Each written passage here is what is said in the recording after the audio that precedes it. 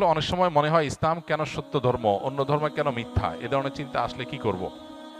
দেখেন, আমরা যখন চাষাবাদ করি শুধু ফসল হয় না, ফসলের সাথে আগাছাও হয়। ধান খেতে ধান গাছ আর আগাছা দেখতে একই রকম লাগে না? এখন কেউ যদি বলে, ভাই ধান গাছগুলোকে যত্ন করে রাখেন, আগাছাগুলো কেটে রাখেন, কেন? দেখতে তো একই রকম। এই জন্য পৃথিবীতে প্রচলিত যত ধর্ম আছে দেখতে মনে হয় সব ধর্ম একরকম। আসলে একটা হলো মূল গাছ, মূল গাছের মধ্যে বহু আগাছা সৃষ্টি হয়েছে।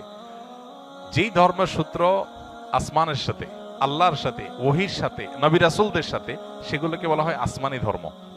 এগুলো যুগে যুগে সব একই সূত্রে গাথা। এগুলোরই সর্বশেষ ধারা হলো মুহাম্মদ সাল্লাল্লাহু আলাইহি সাল্লামের ধর্ম। এরপর আর কোনোটা আসবে না, এরপর কিয়ামত হয়ে যাবে। এই ধারার যে কোনো ধারার অনুসারী হলেই তিনি নাজাত প্রাপ্ত। এর বাইরে মানুষের সৃষ্ট আরো বহু ধর্ম পৃথিবীতে তৈরি হয়েছে, এগুলো কোনোটাই সঠিক নয়।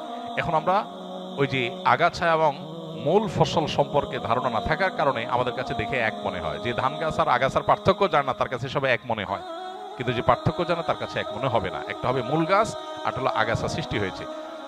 আসমানি ধর্ম এটার ধারা শুরু হয়েছে কখন? আদম আলাইহিস সালাম থেকে শুরু করে নূহ আলাইহিস সালামের সময় এটার দ্বিতীয় ধাপ শুরু হয়েছে।